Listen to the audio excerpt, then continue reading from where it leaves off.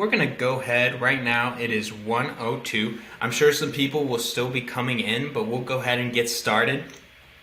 If you're late, you miss out. It's as simple as that. All right, so I'm going to share my screen here. Now, like I said before, this is all part 2 of a series that we actually have done that we did 2 weeks ago. So if you have not seen part 1, stick around, watch this, ask questions, take advantage of the live portion of this, but then part 1 is also available for you to watch. All right, so this is the first slide that we introduced in part 1. I'm just going to go over it super briefly in case you were not here, but there is a little bit of tech savvy that is required in proper digital marketing, okay? So if you are someone who really struggles understanding social media or being just a consumer, it's something to consider to hire out your marketing, your digital marketing tasks. When you're hiring out, these are what you want to look for. Okay, I'm not even going to read through them. I'm just going to skip right past it. Now, these slides are available. If you guys want a version of these slides, go ahead and send me an email, nick@nystatemls.com. All right, intro out of the way. So, here are some extras added on to the topics of part 1 that I'm excited to share. And just thinking about what we were able to cover part 1, it was trying to squeeze a ton into an hour, and there were some key points that I just wanted to go in and iterate one more time. So first of all, we talked about pay-per-click advertising. We talked about the different types of advertisements. We did not talk very much detail about targeting and choosing the right audience. See, when you're advertising pay-per-click, it's finding a balance between targeting your consumer as close as possible, right? We want to make sure that we're spending money on people that will best or most likely become our customers. Okay, so targeting as narrowly as possible is super important. However, you have to balance that because also pay-per-click advertisements run off of a supply and demand cost basis. So the more the higher you are in your specifications of your target audience, the more you are going to pay per click or per conversion or per whatever you have set up your campaign goal to be. Okay, so it's an important thing to note because in real estate, for example, you want to target as specific as possible. You want to only aim for keywords, for example, of people who are wanting to move to your area or your state. So homes for sale in, where South Florida, where Bruce and I currently are, or homes for sale in the Bay Area, California, where I once lived, right? Targeting those specific keywords that suggest that people has the interest in finding you already. But then noting that, okay, well, keywords are supply and demand based. If I only am targeting people, like take South Florida, for example, there's a huge trend in snowbirds, New Yorkers who move to Florida. Well, let's say that I want to target snowbirds who are looking for homes in Florida. I would set it so anyone in New York who searches for the term homes for sale in Florida would see my advertisement. Does that make sense? But here's the thing, is that you can actually have a far better cost if you ignore the fact that you're looking at snowbirds. So it's balancing it out, it's testing, So for example, setting the keywords where anybody in the United States who is looking for homes in South Florida is going to cost you a lot less per click than if you only specify New York, because Google Ads and Bing Ads and all of these engine pay-per-click platforms, they place their keywords on a supply-demand basis. More areas that you can show ads to, that's more supply, more potential supply, so it's going to cost you less. All right, so it's finding that balance when you're targeting. And I should stop here because obviously that's a lot to be said about too many sentences right there on number one. I just want to mention real fast, we are going to have follow-up webinars where we take a deep dive into pay-per-click advertising, for example. Part one and part two of the digital marketing series, there are so many facets to cover. But I just wanted to mention that we talked more about pay-per-click and advertising in part one. All right, so social media marketing. We talked a bit about this. We talked about in our last episode the viral approach to social media marketing and the more practical, every single person is a potential customer way of thinking about social media marketing. So I wanted to talk about a few things here. But most importantly, I did not talk about engagement marketing last week. Now, I have grown many social media pages to have over 30,000, over 50,000 followers even, organic followers, like real people. And how I did that in the past is engagement marketing. Now, if you guys aren't familiar, I'm sure you have had this happen to you and were confused about it. So you will be familiar. But basically, engagement marketing is the act of every single day being very dedicated in the morning, going to an account that's like your page or an account that has your target demographic, looking at their media, and then going through and liking, commenting, and or following accounts that already like that page's content. Basically, you want to follow other accounts in order for them, and here's the thing, you follow 100 people, 10 of them are going to even check out your page. But if you do that every single day, that adds up a lot. So let me give you an example. One of the more successful social media pages that I've had, it was an art sharing community page. So my target was to get artists who I would then post their art on the page. It's a community page, by the way, is a really great strategy on social media marketing, because if you can make the audience member involved as much as possible, that's the best approach. Anyways, so I was super dedicated to this page for a couple years. Every morning I'd go on, I'd follow 100 people, I'd make sure to like people's posts. I just was very deep into engagement marketing, and it only took a year to get over 30,000 followers. It happens quickly when you stay dedicated and stay motivated to the engagement marketing stuff. And a lot of social media gurus, they just talk about how to post good content. But it's not just about posting good content, it's about getting people to see your content, right? Instagram, Facebook, they don't like engagement marketing because they want you to pay. They want you to pay money to advertise your posts. But really, even just doing this approach will get you free growth within your media platforms. So it's important, though, to target pages that are similar to you. Okay, so social media marketing is the second thing that I wanted to mention. It's just kind of a basics to that viral approach that I was saying, which really is what I just dubbed the content side, right?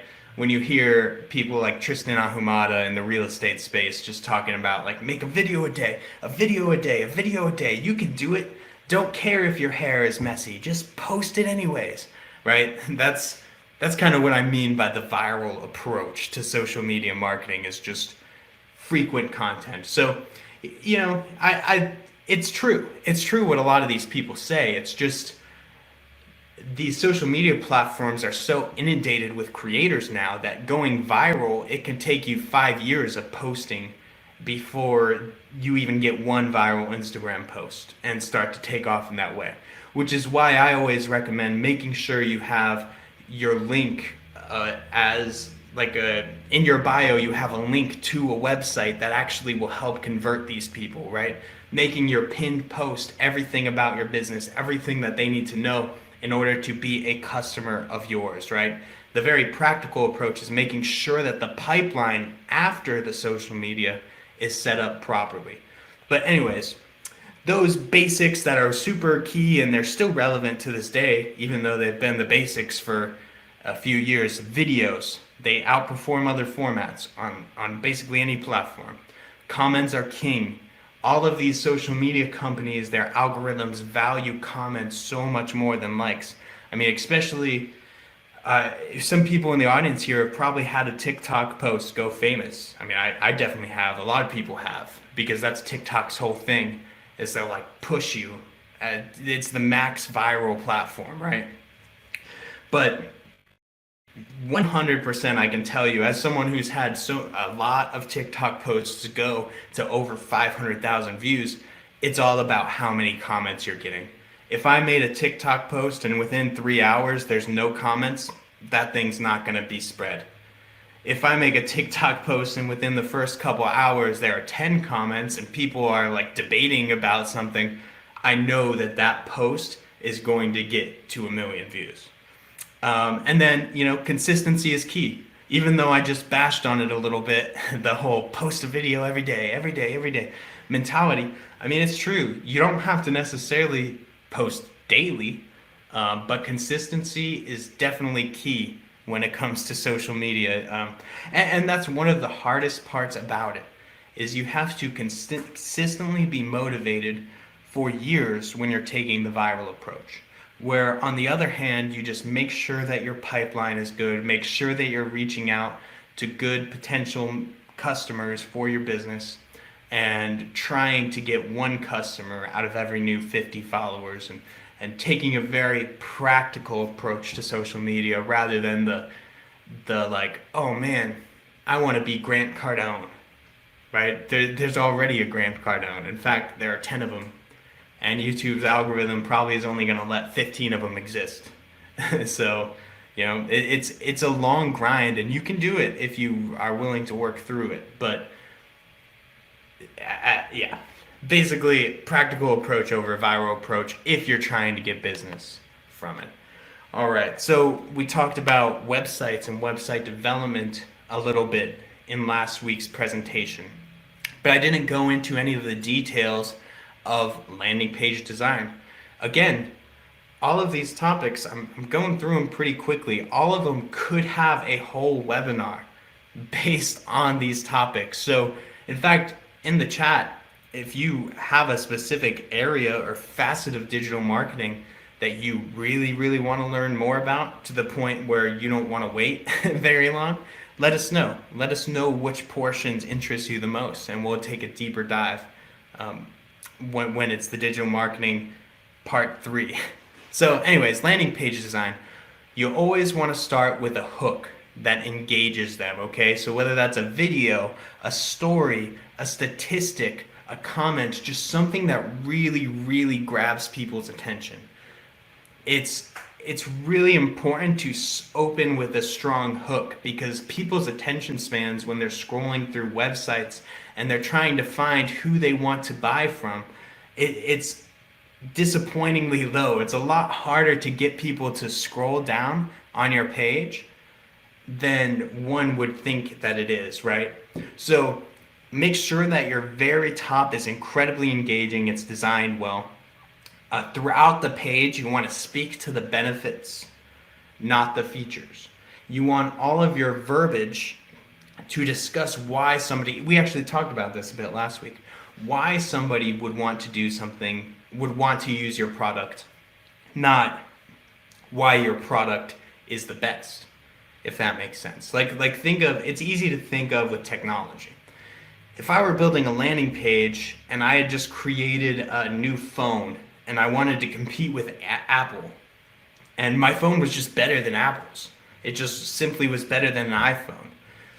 You don't want to, I wouldn't want to just have a list of like, oh yeah, well the iPhone processes at this gigabyte, like at this speed, where we process at this speed.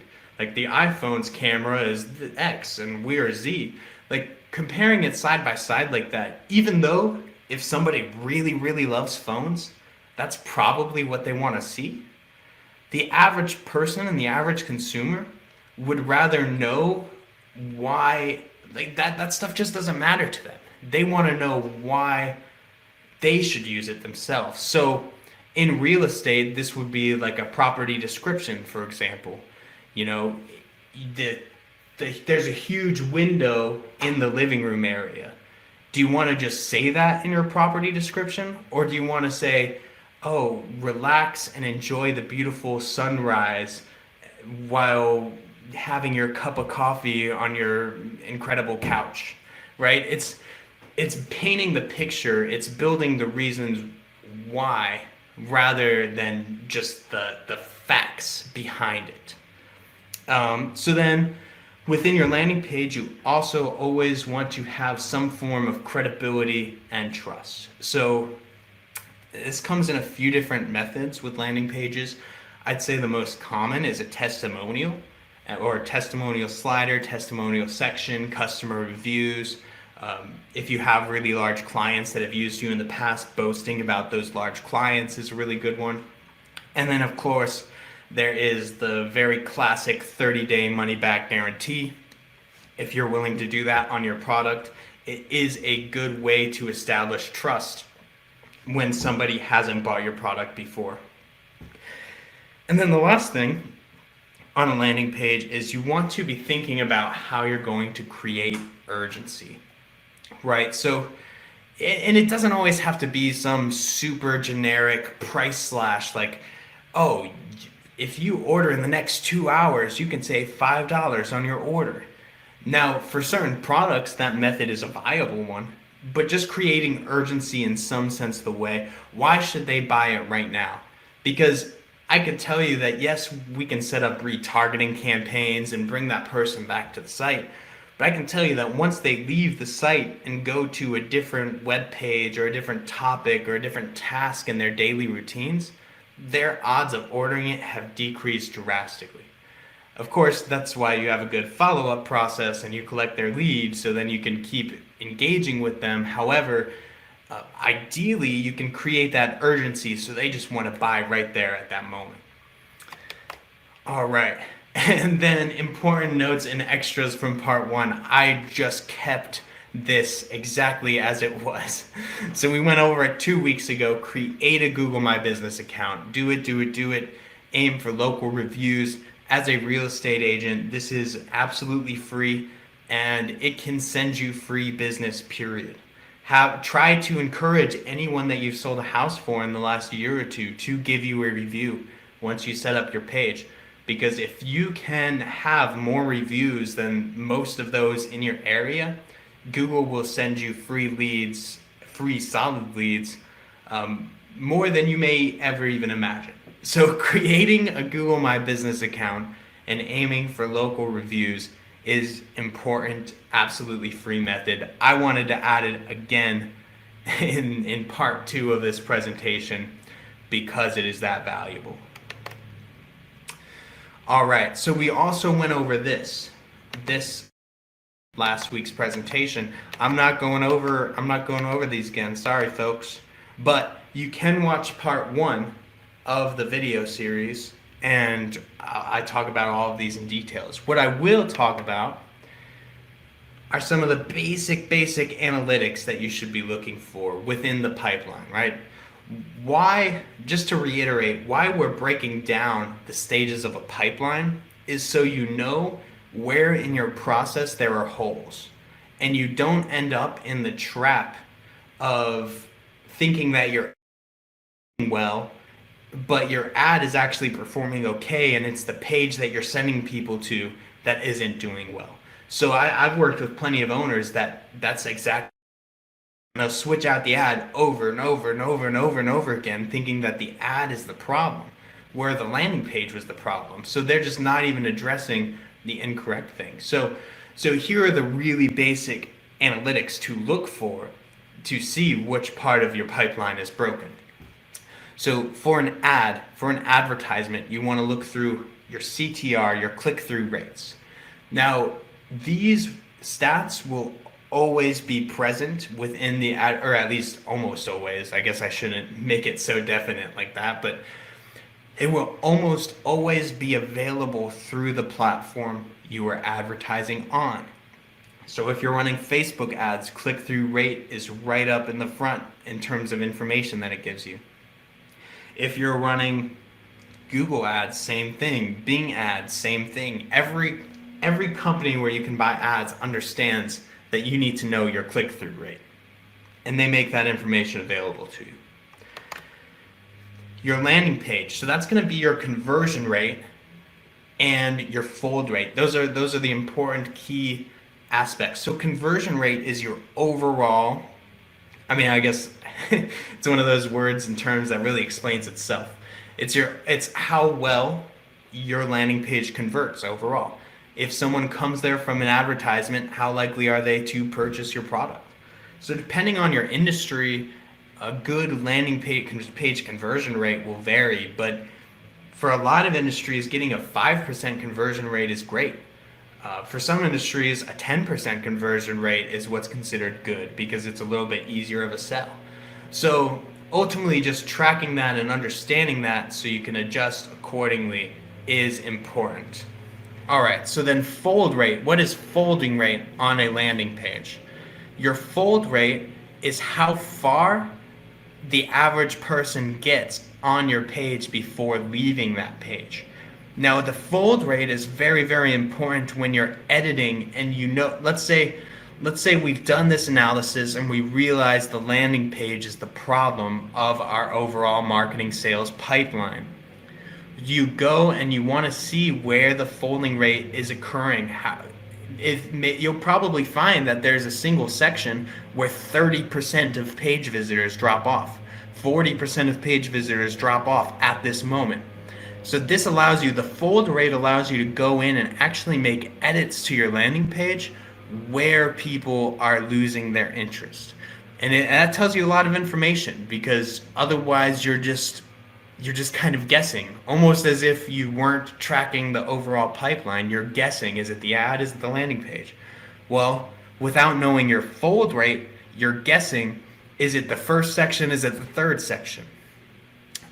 So ultimately, I use Hotjar. I recommend Hotjar for finding out your fold rate because it's free.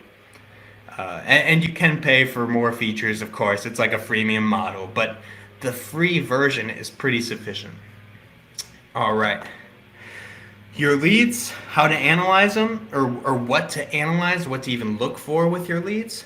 How quality are they, right? So this actually, what this will tell you is, this tells you more about your ad than you think, but it tells you about the targeting of your ad. Are you even reaching out to your ideal customers? And if the leads are not quality, then you have to adjust this through adjusting your targeting. So that's simple. Sorry, they're doing some leaf blowing outside right now, which is just that perfect timing kind of moment.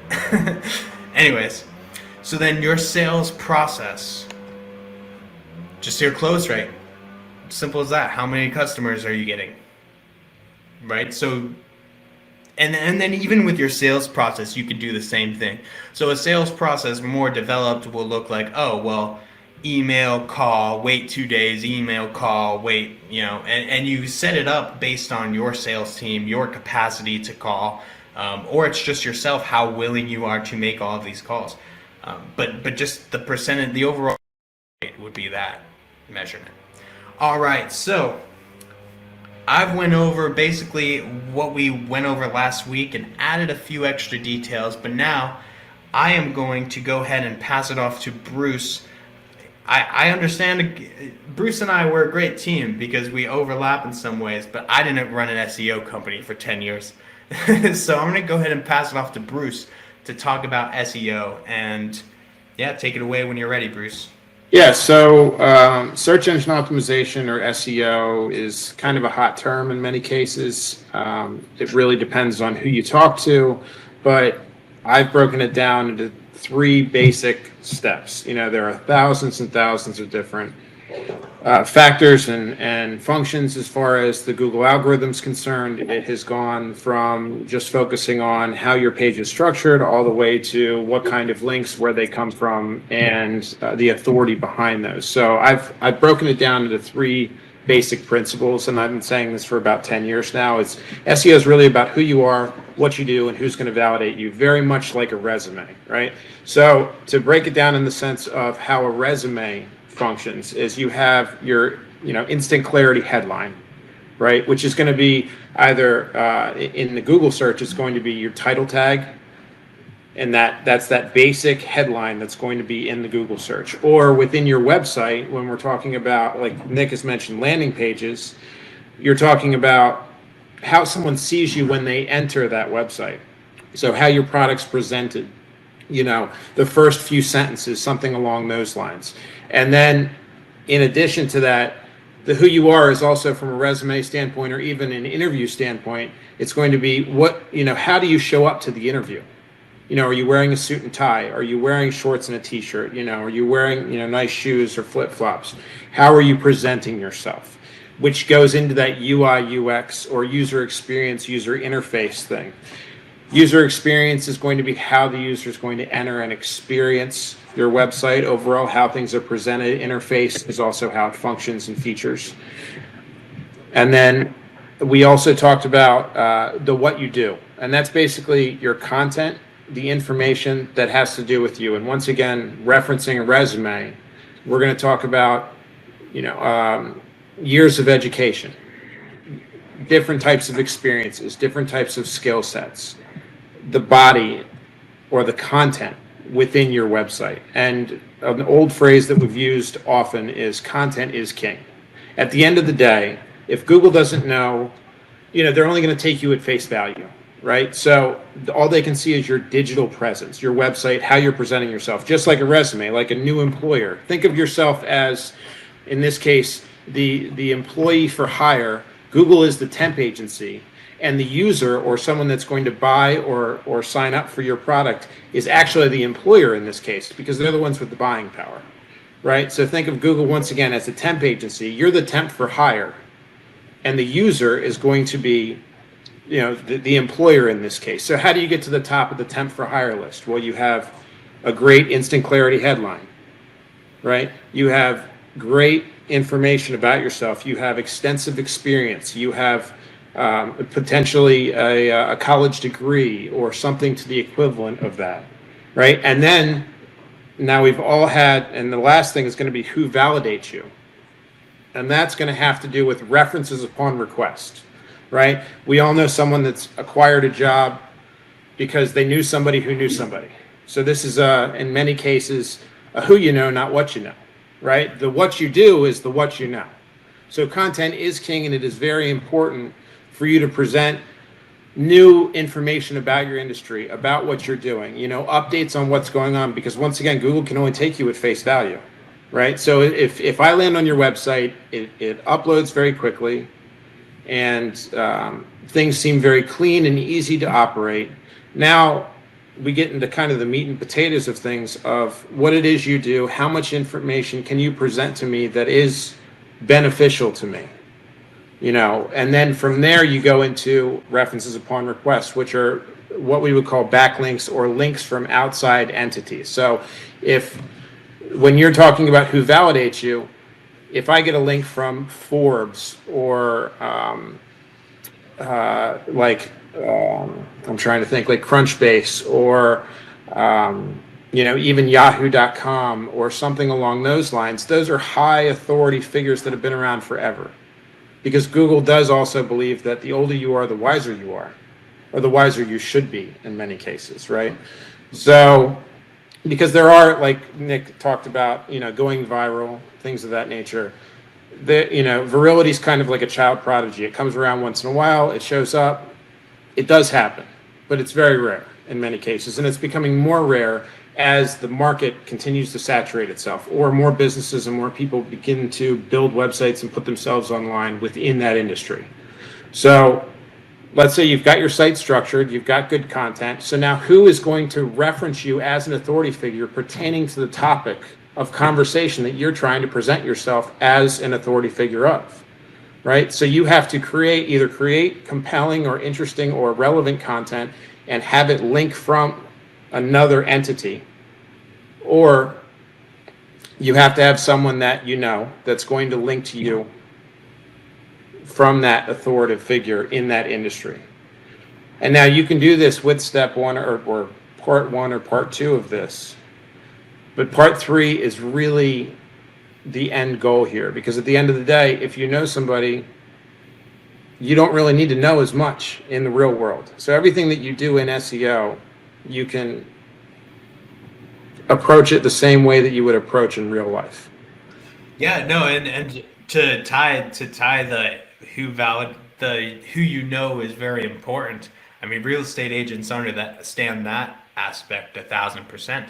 I mean, if you were raised in a family where your family friends are multimillionaires, then they're buying $20 million properties, so you're gonna get those listings, right? You're gonna have a better chance getting those listings because you have the cell phone numbers of the people that have that kind of money to spend on that kind of property. No, absolutely. And yeah, so the who validates you is probably almost in many cases more important than who you are and what you do as far as online is concerned, because once again, there are very few original ideas out there, right? So all of you, I don't care if you're a plumber or a painter, or in this case, a real estate agent or a broker, someone in many cases or in most cases has already come up with that information. So all you're doing is either giving your own spin on that, personal or particular topic or conversation piece, which is fine. There's nothing wrong with that, to give your own tailored approach. I'm doing the same thing right now. But at the end of the day, if you're not going to get any validation from anybody, all you're doing is registering yourself online and telling the internet, this is what I do, this is what I do, this is what I do. And that's like standing on the top of a commercial real estate building and screaming, I have listings. Right? But at the end of the day, if you're not associated with MyState MLS or something along those lines, and you don't have like a Coldwell Banker or a Century 21 or something like that standing behind you in some capacity, then you're really only as good as what you're telling people. And the thing is connections really are what makes you. And like Nick said, especially in the real estate game, it really is all about connections. And so I think real estate agents are going to understand this almost more than a lot of even internet marketers do, is that building and establishing those connections. And if you do have that book or you do have those connections, once you have the who you are and what you do, which is that resume piece without the references, you want to then try and go, in this case, reach out to them, but we would call that monetizing your list. If you've built the list, you monetize it. In this case, you build your website, you reach out to everybody that you know and say, hey, listen, I built this. I would love if we could connect, and we can actually go into detail as to how to acquire links from your sources as well. I love the analogy that you used of just walking to the top of a commercial building and screaming, I sell commercial. Right. Because what's funny about that as well is, how could doing that actually benefit you? Is on the ground of the commercial on the floor level, if CNN and Fox News are all there just like crazy commercial real estate agent Right. screaming. And at that point, it would be these other companies validating you and actually making it a promotional piece that works for you. And now all of a sudden you've used virility to your advantage, Yeah, we're just tying it all back together. But all right, next slide. So as we kind of discussed, it's the who you are is really like the pants, tie, shirt, or blouse, how your hair's done, so on and so forth, what you drive. I'm sure every real estate agent understands that, to the fullest. That's the same thing with your website. You really need to find out what colors are in many cases for that year or those 5 years if you're going to design the homepage. Same thing with your logo. What's relatively neutral, but at the same time, what accents can you provide or add to that logo that are going to attract or embed, that logo in their mind. And then as far as what you do, once again, content is king. It's super important. How you present your service, because at the end of the day, everybody else has already done this. It's not about reinventing the wheel. It's about changing the tread on the tires. maybe making some slight tweaks and modifications. Figure out what the best of the best are doing in your industry. Take what you like, leave what you don't, add a few things that you think are going to be, productive or functionally acceptable or what have you, that also may give you a competitive edge. And those are some things that you could either present in the landing page so that you can increase your bounce rate or fold rate or what have you, pages per visit, so on and so forth from an analytics standpoint. And I'm not 100% sure what this next clip is on the slide, so I apologize. But yeah, and that the rest of this rolls into essentially how effective your content is. And Nick can talk more about the analytics end of these things, but the longer somebody stays on your page, the more pages they visit.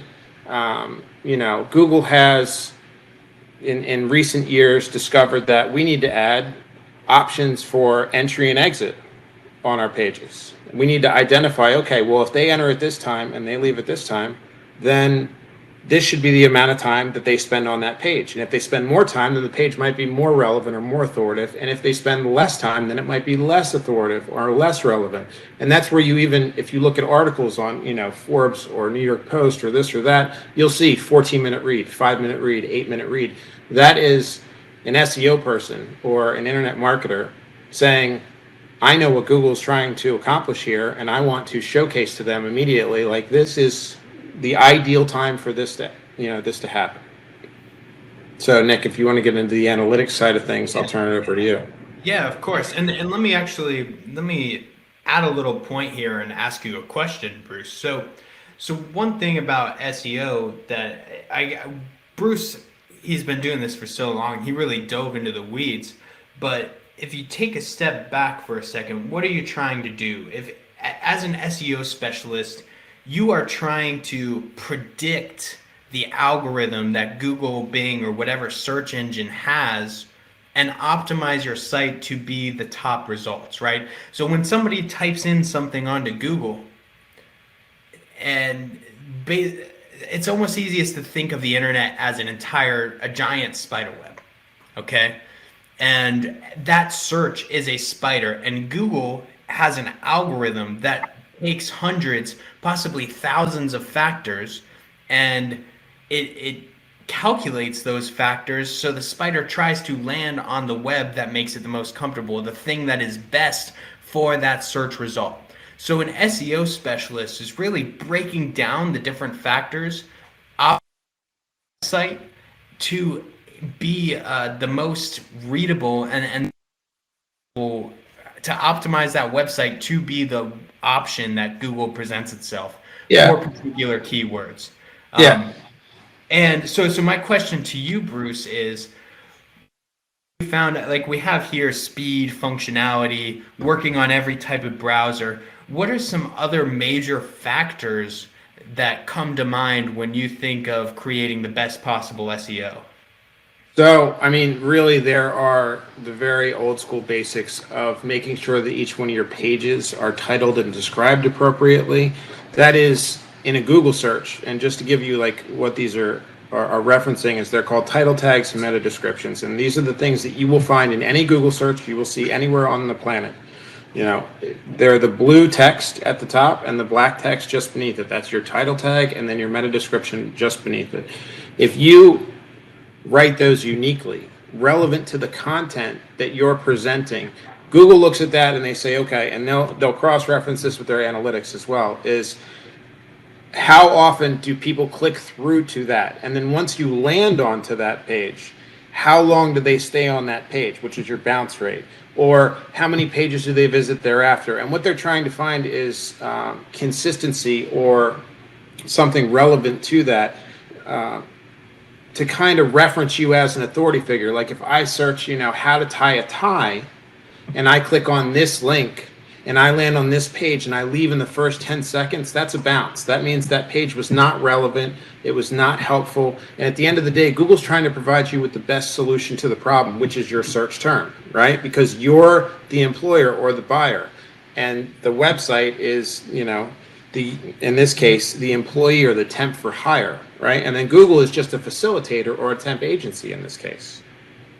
So title tags and meta descriptions, which is that blue and black text. And then just beneath that in my list of things to just start with is to make sure every single image that you upload or post or what have you has the correct file name relevant to the keywords that you're trying to show up for.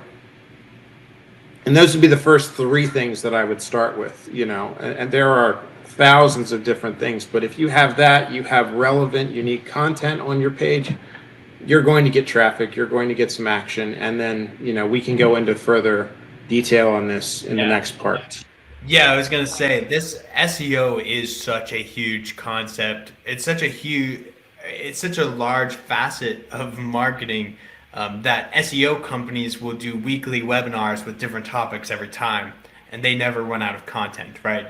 Because we could dive into like H1s, your headers, your primary headers on every page, H2s, but the point of part one and part two is to cover everything, try to make it as layman's as possible, get you guys understanding it, and then give some tips as well so you can get started. But go ahead, and Bruce, if you want to put your contact information into the chat, if you have any specific SEO questions, or if you need to buy your name, .com, let Bruce know and he'll help you out. All right. So the next topic that we're going to go over is marketing. Let me check the time here. 1:43. Okay, well, I'll go quickly so then we can have some time for questions. Last time questions made us run over. But email marketing is it's one of the oldest and most tried and true methods of digital marketing. It really plays on law of averages if you're doing any type of cold marketing, but that's not the only type of email marketing that exists, okay? So there is cold email marketing, which you should be careful about, and we'll talk about that in a second.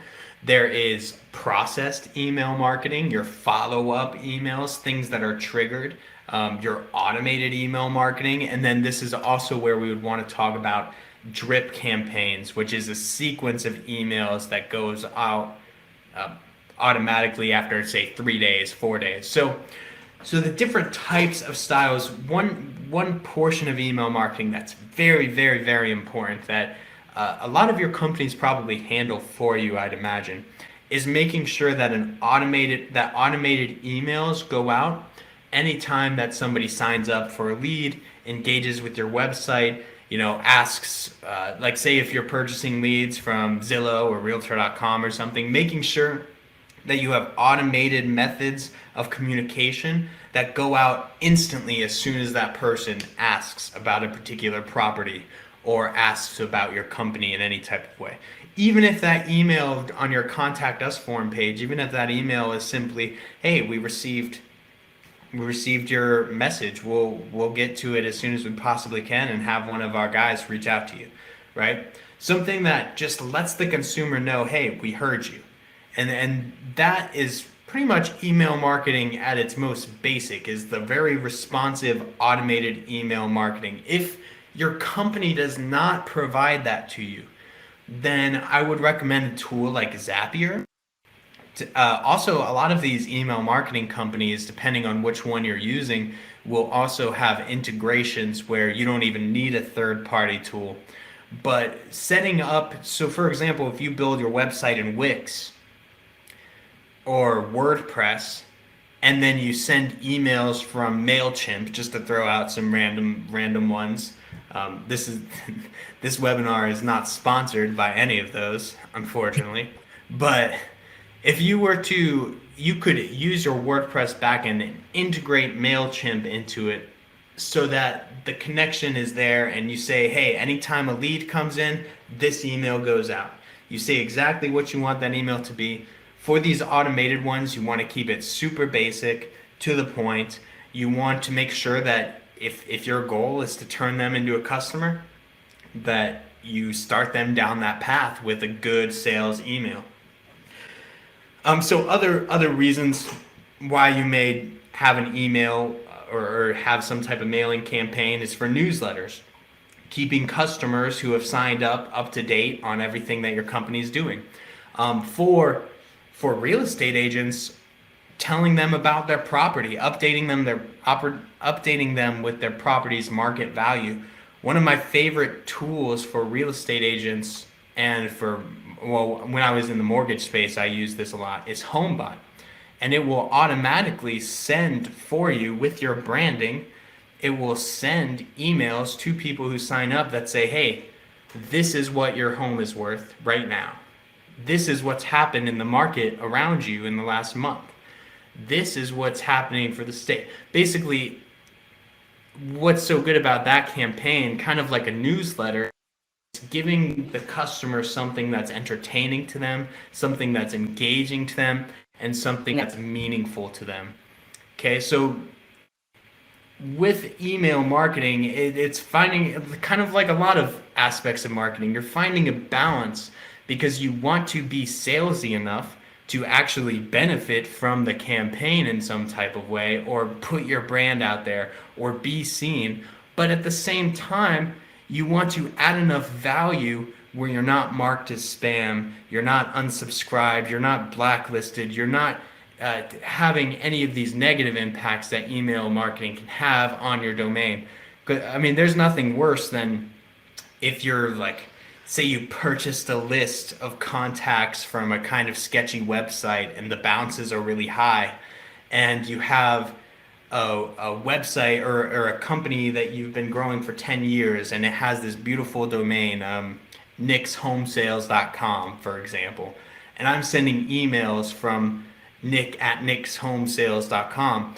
Well, if I'm doing cold emails, too many of them, and getting too many spam marks, too many unsubscribes, too many black box listings, right? If these negative things are happening because of my email, then eventually it's to a point where I am sending my employees emails and they're just not getting them.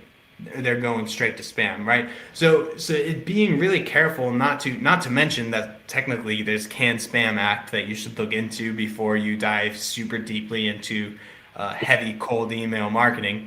You should $11,000 per email.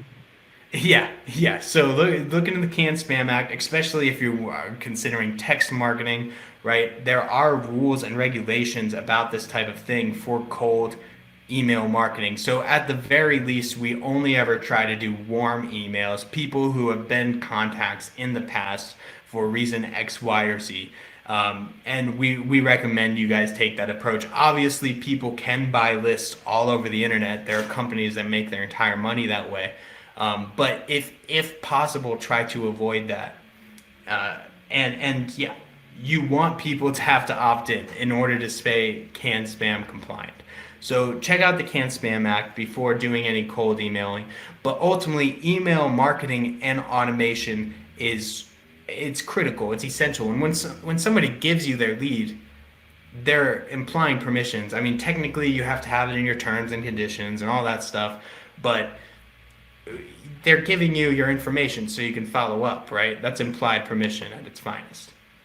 All right. So now the content itself, right? Emails should be aesthetic, not too over the top, and there should only be, so unless it's a newsletter, your email should have one primary focus.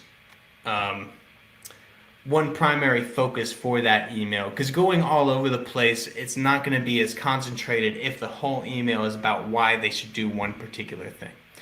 All right, and then double check your links. Just kind of, anytime that you're going to send out an email, take the extra 10 minutes and make sure that there's nothing wrong about it because it's a lot easier than you'd imagine to finish designing an email that you spend 40 minutes on and then send it because you're excited that it's done, and then the button doesn't go to the right link, or the button doesn't have a link at all. So the people who are getting it are just like, oh, I can't click here, this is annoying. And then they mark you as spam, right? So just double checking.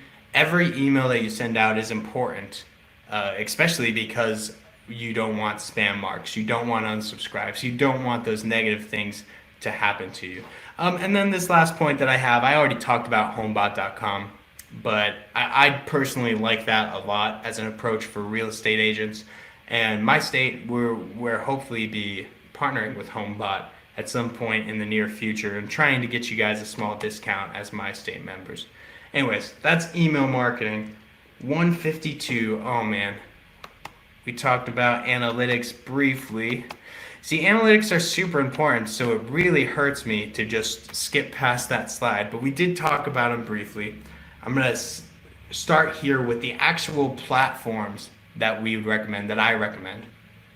Google Analytics is a great way to start with tracking your website. It'll give you the basic data on who entered where, and it's a very robust platform. If you actually go through and learn what all the different categories are saying, it'll tell you where people came from. It'll tell you how people interact with your site. They go from this page to this page to this page and leave. It tells you a lot of information within those tabs. So if you do not have your website hooked up to Google Analytics, hook it up and look around and see all of the information that will give you. For inside of a landing page, I recommend Hotjar personally. Hotjar. That's for landing page analysis. For SEO analytics, I personally think SpyFu is the most beginner friendly. I'm curious to hear Bruce's thought. There are a lot of them. There's SpyFu, Ahrefs, SEMrush. Bruce, what would you want to use when you were just starting out with SEO? I would use Google Analytics. I'm a huge advocate of free software. I don't like to spend money on anything, especially when you're first starting out. So I would begin with Google Analytics. And in addition to that, you can really gauge a lot of your knowledge from Google Analytics and also Google Webmaster Tools. Webmaster Tools, or in this case, it'll be Search Console is maybe what they're calling it at this point. That will give you an average position, so you have a general idea as to where you're ranking or where things are showing up. It'll tell you roughly how often your website impresses or shows up when someone searches. So that could be, you might be the fourth or fifth or 10th or 25th listing or slot in the Google search, but it's going to give you a general understanding as to where you've shown up. And then also it'll tell you how often people have clicked on your website. And Nick's also talked about adding a Google Business Profile page, or a Google Reviews page, as many people might call it. That's also going to give you some analytics and some data and some information about, who's visited, so on and so forth, what clicks, impressions, and that's really a good starting point, unless you're utilizing something like Shopify or Wix or something that has its own proprietary data points. Yeah, I was gonna mention if they're on WordPress, there are some really cool free plugins. Like I think right now the default one that you'll get paired with the business plan WordPress account is Rank Math. The rank math is becoming more popular, but Yoast SEO is what people have always used. I'm actually a huge fan of rank math over Yoast SEO because it's lighter, it's faster, and it gives you more options. But like Nick said, rank math is the best choice in my personal opinion. Those are really, really cool to even help learn SEO, because with other platforms, you have to bring the knowledge on what you're looking for and analyze appropriately. Where Rank Math or Yoast or some of those plugin style things will say, hey, you don't have your keyword in your slug or your URL. Like, you should change that. Hey, you have two header ones on your page, and that's not good. So you should make only one of them a header one and then change the other to header. Basically, it will actually give you tips based on the specific page. Now when I think about when I started using WordPress for the first time and Yoast, like Yoast kind of taught me, it got me started in SEO. All right. And Bird's Eye, if you want to do reviews, really, really only recommend that for big companies because it's kind of pricey if you're a smaller company and you don't even have that many reviews to have to monitor. And there are so many analytics platforms.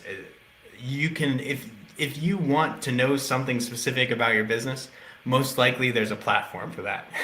So other than those recommendations, you can just look it up and go out and find analytics platforms pretty easily on your own. Also, for social media analytics, most social medias have built-in proprietary analytics for you to use. All right, so about the authors, we'll skip that and just say that we are here representing state listings and my state MLS, the nationwide MLS, the industry, and multiple listing services in general are actually very, very traditional, rooted in 200 years of how things operate. Back in the day, MLSs used to push you to magazines, newspapers, everything local, but now all they do is throw you on to a list hub series of sites. Well, but they still charge the same as if they were doing all of that printing and all that fun stuff for you. So my state MLS, we give you a digital solution, a modern age solution that does not restrict your territories. We don't charge you any crazy fines, fees for random reasons. And we actually syndicate to more online websites than most local MLSs do. So we go to List Hub, and we also will send out to a handful of other sites that we've established connections with, and we're always reaching out for more syndication partners. So my state MLS, we offer our members a lot more than just that. That's just a super brief two-liner about it. And yeah, we also have more resources, tools, marketing training, sales trainings like this. So you can reach out and let us know what you're interested in, and we'll make sure to get that to you. Thank you guys. And now let us open this up to questions. All right, so does anybody have questions? Oh man, we had a lot of questions. Let's see, let's even see what's going on here in the audience. So, very quiet chat compared to last time. Last 2 weeks ago, everyone was excited to chime in. Well, if there are no questions, then Wrap it up. peace. Yeah. Thank you guys so much for watching. This will be available. We'll just do some really, really basic edits, and then it'll be available on all the platforms. This was also live streamed to Facebook and YouTube. So if you missed a certain part and want to, go back and look into it more, then you could check it out on Facebook, all that stuff. But thank you guys so much for your time and attention, and make sure to sign up for Ask the Experts to come. Thanks. You guys have a good day.